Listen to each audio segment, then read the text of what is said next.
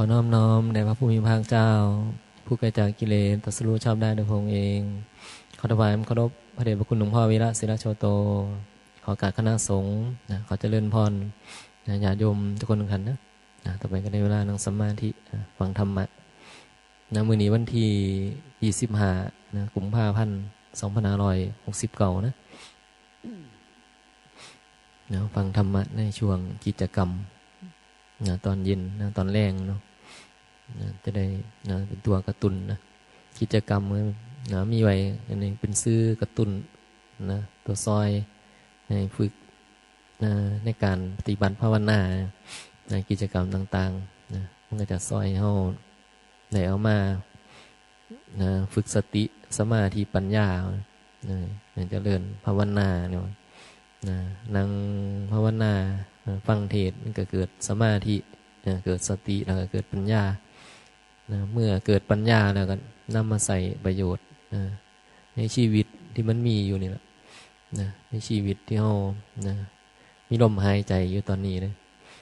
เข้าใจตอนนี้ก็ได้ใส่ตอนนี้ยังมาเข้าใจก็ยังมาเกิดประโยชน์สูงสุดแต่ก็ยังมีประโยชน์ประโยชน์ก็ค่อยสะสมประโยชน์ไปจนกว่าจะได้ประโยชน์สูงสุดตอนนี้จะยังไม่ได้ประโยชน์สูงสุดบางคนยังมาเข้าใจ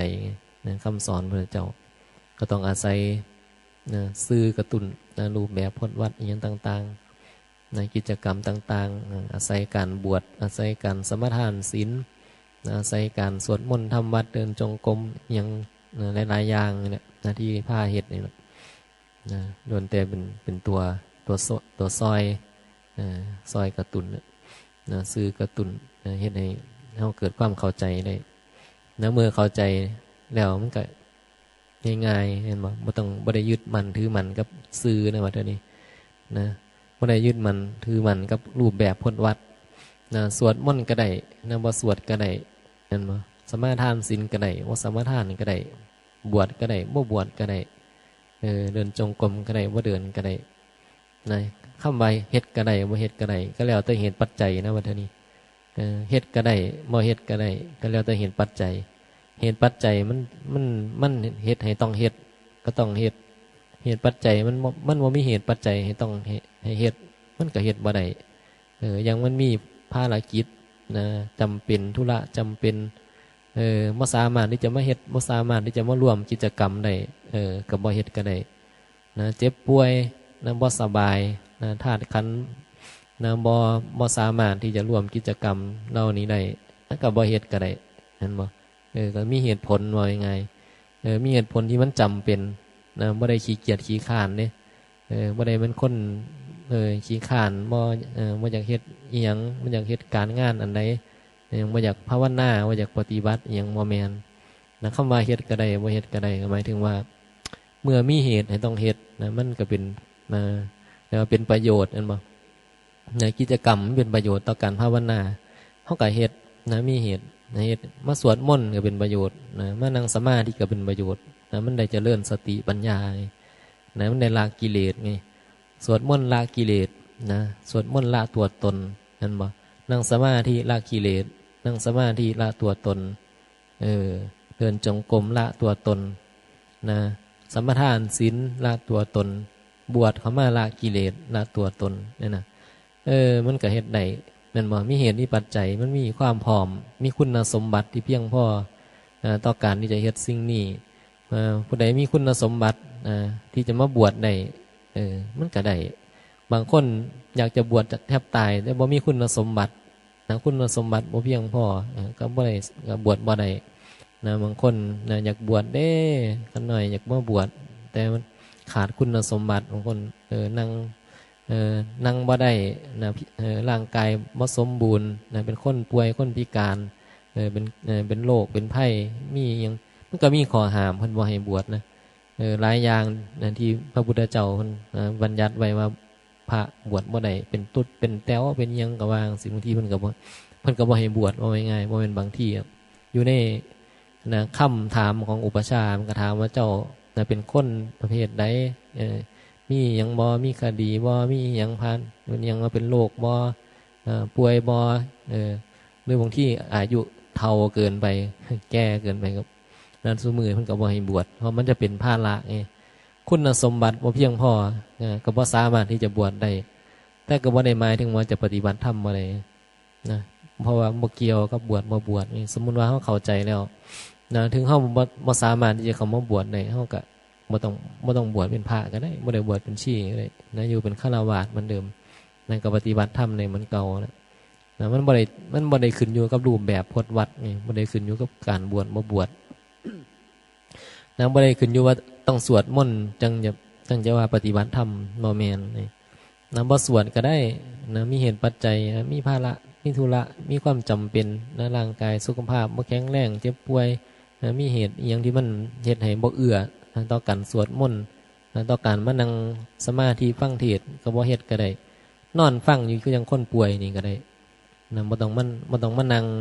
ให้มันเมื่อยนอนก็ดีขาพิจารณาทำเองก็ได้บ่ต้องมาฟังนะครูบาอาจารย์เทศน์ก็ได้คันเฮาเข้าใจแล้วนะการปฏิบัติบ่ได้เกี่ยวนะกับรูปแบบกับพจน์วัดนะเพราะว่านะรูปแบบพจน์วัดเป็นแค่ตัวซอยไงเป็นแค่ตัวซอยแต่ถ้าเกิดเฮามีเหตุปัจจัยไงมันมีเหตุปัจจัยสุขภาพร่างกายแข็งแรงสมบูรณ์ดีมันนะถึงเวลานะมีกิจกรรมนะครูบาอาจารย์เพิ่นให้มาเฮ็ดก็มาเฮ็ดนั่นบ่ดีกว่าอยู่ซื่อๆนะเรียกว่าเฮ็ดเพื่อสงเคราะห์1นะสงเคราะห์ตนเองนะเฮ็ดละกิเลส2สงเคราะห์ผู้อื่นไปนำผู้อื่นก็ได้มาเห็นก็เป็นซื่อมาเห็นหลายๆคนนั้นคนนี้มาร่วมกันหลายคนมันก็เกิดพลังงานขึ้นมาเกิดแรงกระตุ้นขึ้นมา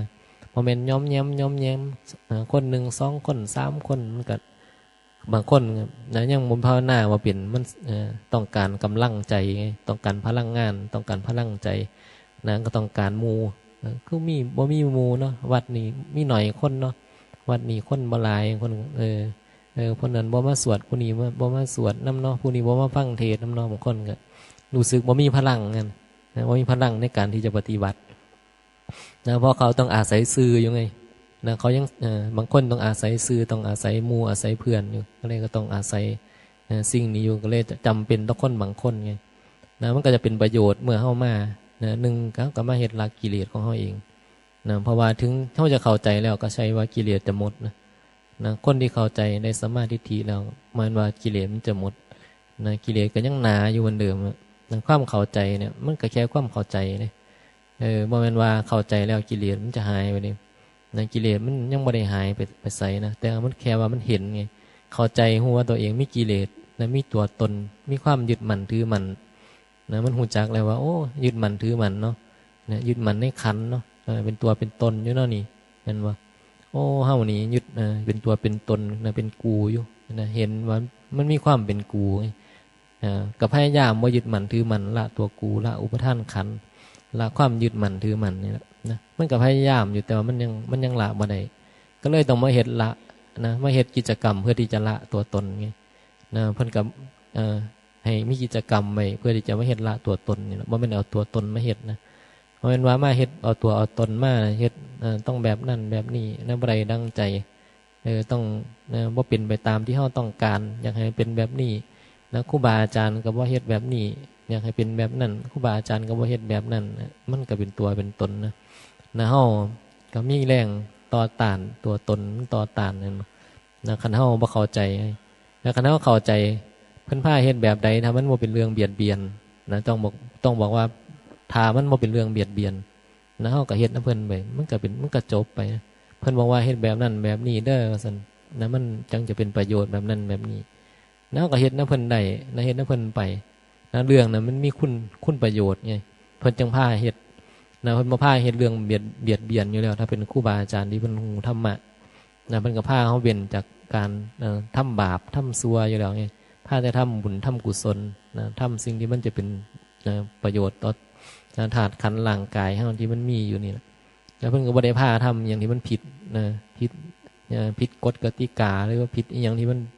เป็นบาปเป็นกรรมนะเฮ็ดในสิ่งที่มันบ่ดีนะมันอาจจะบ่ถูกใจเฮามันอาจจะบ่เป็นไปตามที่เฮาต้องการแต่มันก็บ่ได้ผิดธรรมไงมันบ่ได้ผิดธรรมมันบ่ได้เบียดเบียนนะมันบ่ได้ผิดศีลนะ นะมันก็เป็นประโยชน์ต่อธาตุขันธ์ที่มีอยู่นี่คือผู้ที่บรรลุแล้วมันก็พาเฮ็ดแต่สิ่งที่เป็นประโยชน์อยู่แล้วนะเฮาก็เลยเฮ็ดได้นะเฮาก็เลยบ่ต้องไปคิดหยังหลายนะเพิ่นพาเฮ็ดหยังเฮาก็เฮ็ดไปนำเพิ่นน่ะนะเพิ่นว่าเฮ็ดแบบนั้นแบบนี้ก็เฮ็ดไปนำเพิ่นนะเฮ็ดไปเลยนะปฏิบัติไปนำเพิ่นเดี๋ยวมันก็ดีไปเองนะอย่างหลวงพ่อมันก็บอกอยู่เลยว่าฟังไปมันคนเดินชมสวนดอกไม้นะฟังเทศนี่บ่ต้องไปเครียดนะบ่ต้องไปกดดันบ่ต้องไปอยากบรรลุบ่ต้องไปคิดว่าเอ้ยคือนั่นเข้าใจแท้คือนั่นบรรลุแท้บ่ต้องไปคิดมากนะฟังไปเรื่อยๆพิจารณาไปเรื่อยเดี๋ยวถึงเวลาเหตุปัจจัยมันพอดีมันก็เข้าใจเองนะปฏิบัติแบบที่บ่ต้องไปกดดันมันนะบางทีบางคนนะโอ้อยากจะบรรลุธรรมนะพยายามจังได๋บางทีมันก็บ่เข้าใจเพราะว่าเหตุปัจจัยมันยังบ่พร้อมนะแม้แต่เฮาเข้าใจแล้วอยากจะหมดกิเลสตัวนี้โอ้ยกิเลสตัวนี้มันคือนั่นหมดแท้มันคือนั่น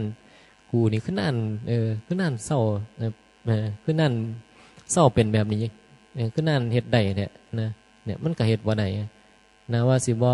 ยังงุดหงิดว่าสิบ่ปฏิฆะว่าจะบ่บ่นแล้ว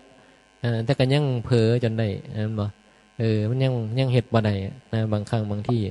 นะมันก็บ่สามารถที่จะควบคุมกิเลสได้เพราะว่าบาง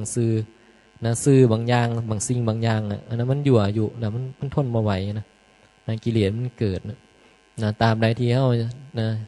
อินทรีย์เฮาบ่แก่มันก็ยังตามกิเลสบ่ทันนะเมื่ออินทรีย์มันยังบ่แก่นะการมาเฮ็ดรูป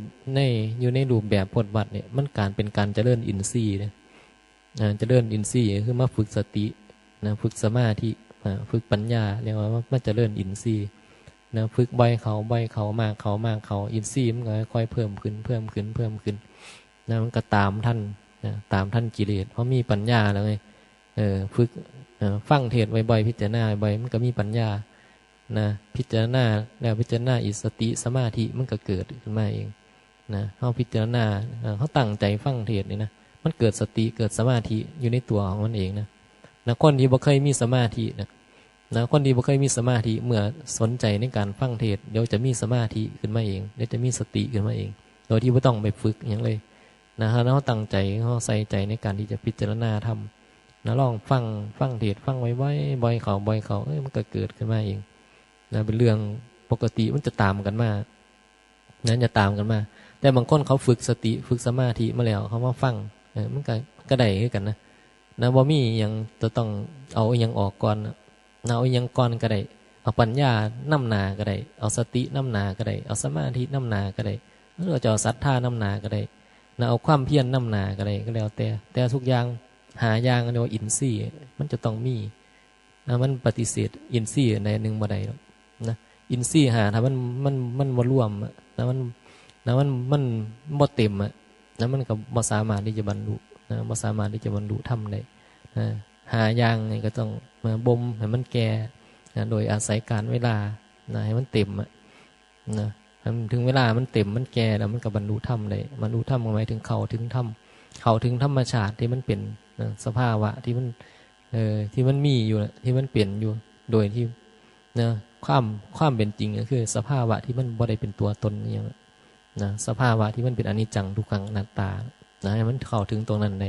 เมื่อเข้าถึงตรงนั้นได้มันก็ง่ายแล้วนะมันก็ง่ายๆในเรื่องปฏิบัตินะเฮาเข้าใจว่ามันเป็นแบบนี้ในง่ายเฮารู้แล้วไงเฮาก็พยายามแล้วก็จะเห็นว่านี่กิเลสมันยังมีนะกิเลสเฮายังมีหรือกิเลสมันลดลงมันก็จะเห็นได้นะแล้วก็รู้ตัวเรียกว่ารู้จักว่ามีกิเลสนะเฮาเข้าใจแล้วเฮาอาจจะบ่ได้บรรลุหยังเลยนะความเข้าใจนี่มันจะบ่ได้บรรลุหยังแล้วไอ้ความเข้าใจเนี่ยนะการเข้าใจธรรมะคนที่เข้าใจธรรมะก็ยังเฮ็ดผิดได้นะยังพลาดได้เสมอนะคนที่เข้าใจธรรมะนี่ยังมีโอกาสพลาดได้พออินทรีย์ของคนที่เข้าใจนี่มันยังบ่แก่เพียงพอนะมันยังหลุดในนะครับซื่อใดนะมันกระตุ้นเฮาหนักๆเนี่ยอย่าลืมนะว่าความเข้าใจนะหรือสัมมาทิฏฐิเนี่ยนะมันบ่แก่เพียงพอนะบ่แก่ถึงขันธ์อริยบุคคลหรือบ่เกิดธรรมะพิสมัยจิตใจที่มันน้อมไปแบบนะเข้มข้น ในโอกาสที่เฮาจะพลาดต่อสื่อที่มันมาอยู่นี่ได้แล้วเฮายังโกรธได้เต็มที่นะมันจะบ่มีขีดมันจะบ่มีขอบเขตนะตราบใดที่แค่ความเข้าใจนะได้แค่ความเข้าใจยังบ่เป็นอริยบุคคลนะธรรมชาติของบุคคลคนนั้นมันก็จะบ่มีขอบเขตก็หมายถึงว่าเวลาโกรธมันก็โกรธในเต็มร้อยสมมติว่ามีอยู่100นะสปีดเต็มที่100นะความเข้มข้นมี100มันก็ขึ้นไปเต็ม100นะขึ้นไปเต็ม100จนกว่าผู้นั้นนะภูมิจิตของผู้นั้นนะธรรมชาติของผู้นั้นภูมิจิตของผู้นั้นมันเรียกว่าภูมิมันนะของความโง่นะความโง่ความบิดมันถือมันลดลงเลยนะในระดับต้นนะเรียกว่าบางทีมันบอกอริยบุคคลเนี่ยนะโซดาบันเนี่ยสิมันหมายถึงว่าธรรมชาติของความยึดมันลดลงในระดับหนึ่งแล้วมันก็จะมีขอบเขตแล้วทีนี้นะขอบเขตในการที่จะการถือกระตุ้นเท่าใดขนาดใดก็ตามมันก็จะมีขอบเขตอยู่ดีเหมือนคันเร่งมันเหยียบไปมันก็ไปสุดเขาว่าเขาล็อกไว้นะเขาไปล็อกไว้ที่80เขากำหนดความเร็วได้ไงนะกำหนดความเร็วของสปีดนั่นของการบิ่งตรงนั้นนะมันอาจจะมีเข็มไม่อยู่100แต่เข้าไปขอบไปกำหนดไว้แล้วว่าไม่ให้เกิน80นะโดยการตั้งเอาคอมพิวเตอร์ยังมาจับแล้วก็กำหนดไว้ล็อกไว้นะไม่ให้มันไปถึง100อันนี้คือมันจะบ่ไปถึง100มันก็เลยมีขอบเขตไงมันจะบอกว่าคนที่เป็นอริยบุคคลนะก็จะมีขอบเขตน่าจะบ่เกินขอบเขตนั้นต่อให้ยังมาอยู่ก็ตามต่อให้เจ้าเหยียบคันเร่งจนมิดคันเร่งแต่มันก็ได้สำนั้นเพราะว่ามันสุดอยู่สำนั้นไงจะบ่หลุดไปจากนั้นนะเนี่ยนี่คือธรรมชาติของธรรมชาติของอริยบุคคลหรือผู้ที่ปฏิบัติไปในระดับหนึ่งแล้วมันก็จะมีความเปลี่ยนไปมีความเปลี่ยนไปนั่นในที่นี้ต้องบอกว่าไม่ใช่เรื่องของตัวตนนะไม่เป็นเรื่องของตัวตนนะการปฏิบัติธรรมใดนี่มันหมายถึงเรื่องของตัวตนต้องเน้นเลยว่าเมื่อปฏิบัติจริงๆแล้วนะไอ้ตัวตนก็จะลดลงนะเมื่อว่าเฮาปฏิบัติได้เฮาท่านผู้ใดคิดว่าเฮาปฏิบัติได้แล้วนั่นคือมันยังหลงตัวตนอยู่ยังคิดว่าโอ้ยเฮาน่าจะบรรลุอันนั้นอันนี้แล้วคือเรื่องของตัวตนนะตัวตนมันกำลังนำเสนอว่ามีเฮานะเฮาปฏิบัติธรรมนี่มันผิดจากคำสอนเนี่ยนะเพราะความเป็นจริงแล้วการปฏิบัติธรรมนะจะให้ละความยึดมั่นถือมันนะมันมีคำพูดมันมีคำสอนที่เน้นหนักเลยว่านะอุปทานขันธ์เนี่ยนะอุปทานขันธ์เนี่ยนะเป็นตัวทุกข์นะตัวยึดมั่นถือมันเนี่ยอุปทานขันธ์ก็หมายถึงความยึดมั่นถือมันเนี่ยนะมันแปลตายตัวเลยว่าความยึดมั่นถือมันตราบใดที่ยังยึดมั่นก็คือตอนนี้ก็ยังมีอุปทานขันธ์นะมีอุปทานขันธ์นะก็คือไปยึดถือในขันธ์ยึดมั่นในขันธ์นะก็จะเป็นทุกข์อยู่เหมือนเดิมนะจนกว่าเขาจะลดความยึดมั่นถือมันลงนะลดความยึดมั่นถือมันคือบ่เป็นเรื่องของตัวตนนะพอเขาเข้าใจจริงๆแล้วมันก็เลยบ่สนใจเรื่องคนบรรลุธรรมไงทำไมผู้ใดเข้าใจธรรมมาแล้วถึงบ่สนใจว่าผู้ใดจะบรรลุยังก็ตามนะบ่สนใจอรหันต์บ่สนใจโสดาบันนะผู้ใดอยากบรรลุยังได้ยินบอกว่ามีพระอรหันต์อยู่ตรงนั้นพระโสดาบันอยู่ตรงนี้นะคนที่เข้าใจธรรมมาแล้วเขาจะแบบเฉยๆนะกลัวแต่คนจะไปเสพแล้วก็แบบไปหลง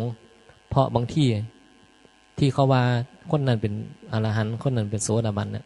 มันอาจจะปลอมมันก็ได้นะเพราะตัวผู้บรรลุเองถ้าเกิดผู้นั้นบรรลุเขาจะบ่ประกาศตัวไงนะคนที่เขาบรรลุธรรมจริงเขาจะบ่ประกาศตัวนะเฮาจงระวังเลยว่าถ้าเกิดมีคนบอกว่ามีอรหันต์อยู่ตรงนั้นมีโสดาบันอยู่ตรงนี้ให้ระวังตัวดีๆว่านั่นจะโดนอาจจะถูกเขาหลอกได้ยังไงเพราะปกติของผู้ที่บรรลุธรรมจริงคือการหมดอุปทานขันธ์คือการละอุปทานขันธ์มันจะว่ามีความเป็นในขันธ์นะความเป็นในขันธ์จะลดลงเรื่อยๆนะจะก็เลยว่ามีผู้ใดมาประกาศว่ากูบรรลุนั่นกูบรรลุนี่นะกูเป็นนั่นกูเป็นนี่เนี่ย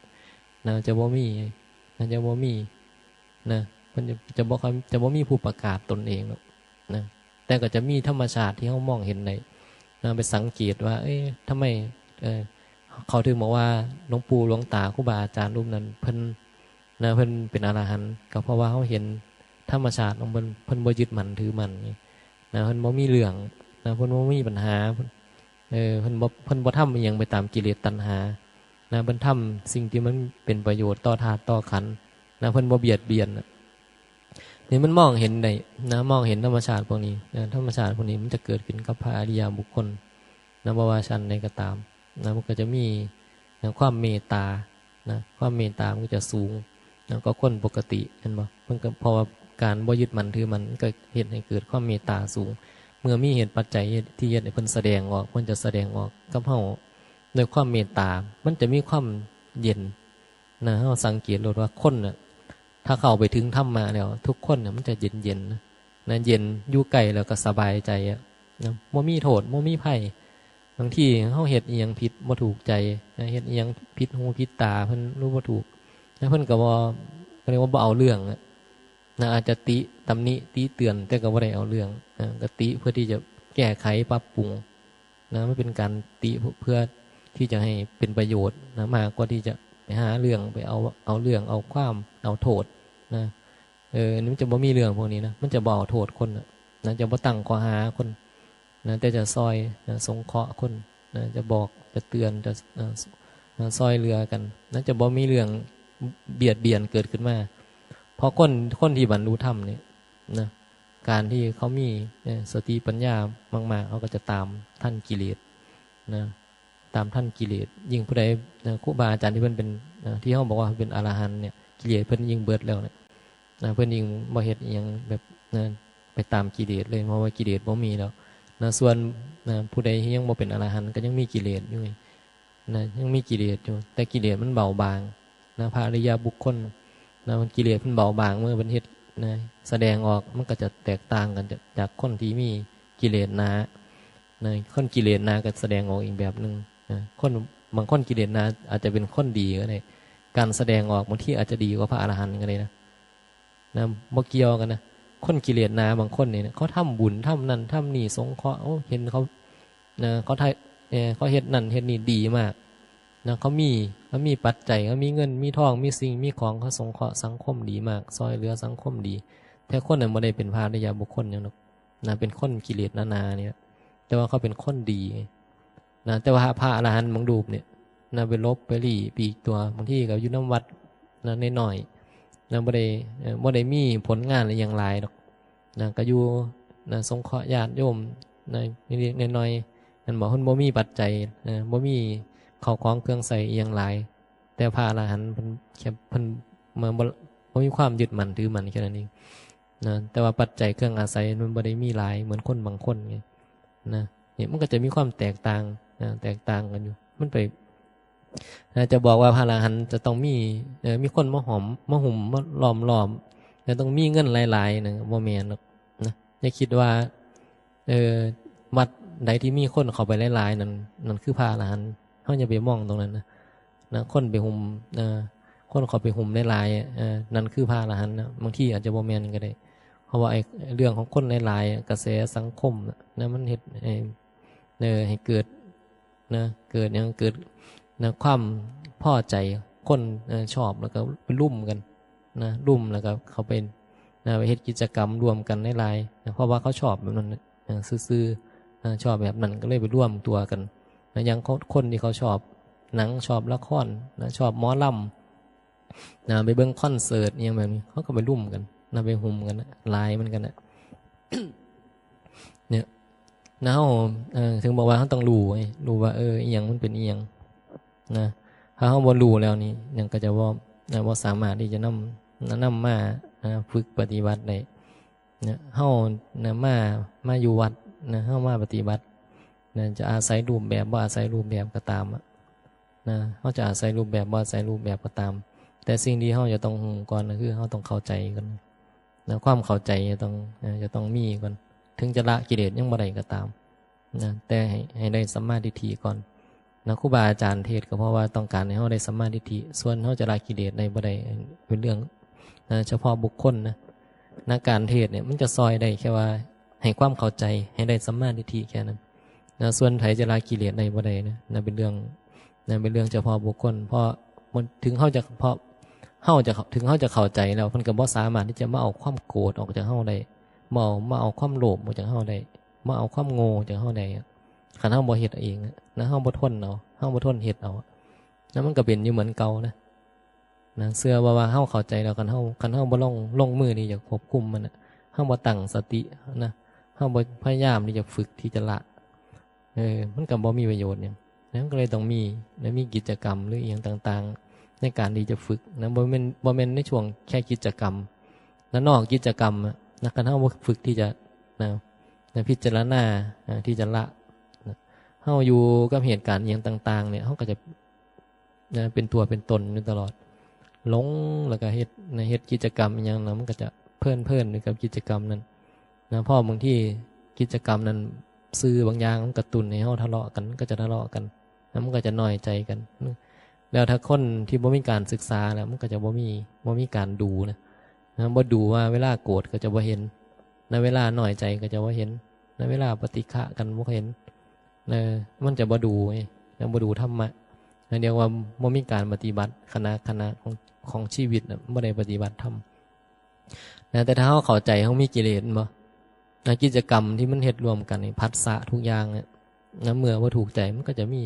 มีการดูผัสสะดูกิเลสที่มันทำงานฝึกดูตัวเองไงว่านี่หาเรื่อง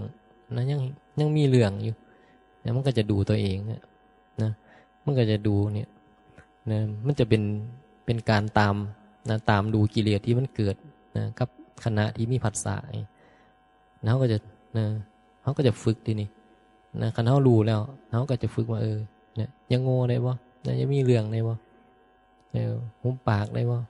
ยังมีปัญหาได้บ่มันก็จะพยายามที่จะปฏิบัติตามพระพุทธเจ้าปฏิบัติตามคำสอนของครูบาอาจารย์เนี่ยมันก็จะง่ายๆนะคันเขาเข้าใจมันจะง่ายๆเรื่องไหนเรื่องไหนที่เฮาบ่สามารถที่จะควบคุมได้เฮาก็ต้องตั้งสติมากเฮาก็ต้องฝึกมากก็ต้องใส่ความเพียรมากนะบางทีบางสิ่งบางอย่างเพราะว่ามันคือความเคยชินของเฮาบางอย่างนี่เพราะว่าบางสิ่งบางอย่างบางเรื่องเมื่อเฮ็ดลงไปแล้วมันมีโทษมันบ่เป็นเรื่องเฉพาะบุคคลนะบางทีอย่างเรื่องเฮาด่ากันเนี่ยคนด่ากันนี่มันบ่เป็นเรื่องของคนเฮาคนเดียวไงเห็นบ่เฮาต้องควบคุมไงควบคุมปากของเฮาเวลาบ่พอใจเนาะมันจะโกรธแล้วเนาะมันโกรธแล้วเนาะเฮ็ดจังไดล่ะคันด่านี่คือมันก็เป็นเรื่องที่จะต้องมีปัญหาแล้วทีนี้เพราะว่ามีบุคคลที่2ที่3แล้วเฮาควรที่จะควบคุมไงบางสิ่งบางอย่างแต่ทางเข้าควบคุมบ่ได้มันก็จะเกิดปัญหาขึ้นมาถึงบอกว่าเนี่ยคันเฮาฝึกอยู่บ่อยๆเวลามีปัญหามันก็เงียบได้เงียบแบบที่มันบ่ได้หมดกิเลสนะแต่เฮาจะเห็นว่ากิเลสเนี่ยมันทำงานมันยังเล่นงานเฮาอยู่อันนี้คือเฮาเข้าใจธรรมะ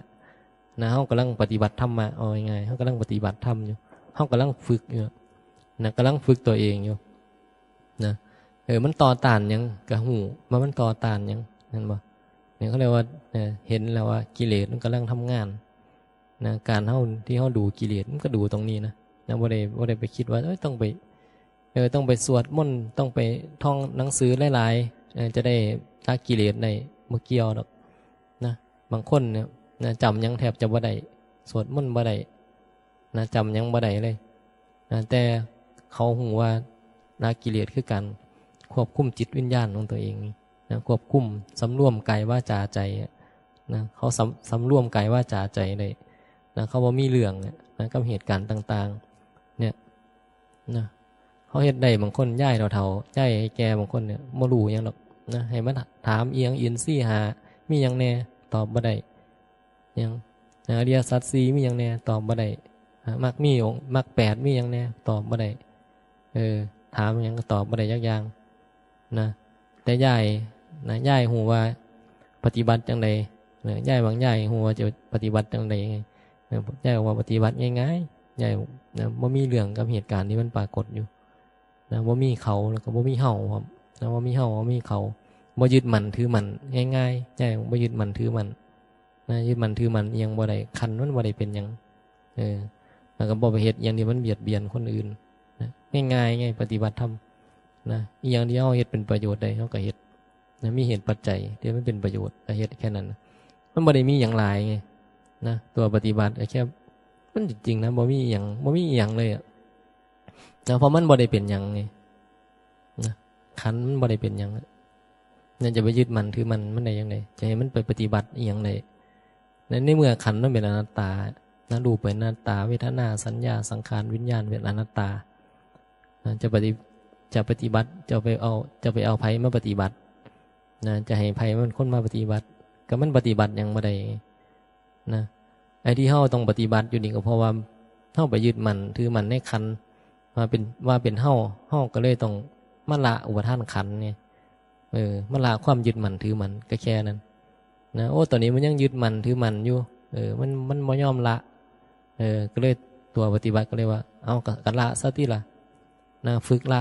นะมันยังบ่ละกับฝึกละนะละความยึดมันถือมันนะมันก็ง่ายๆไง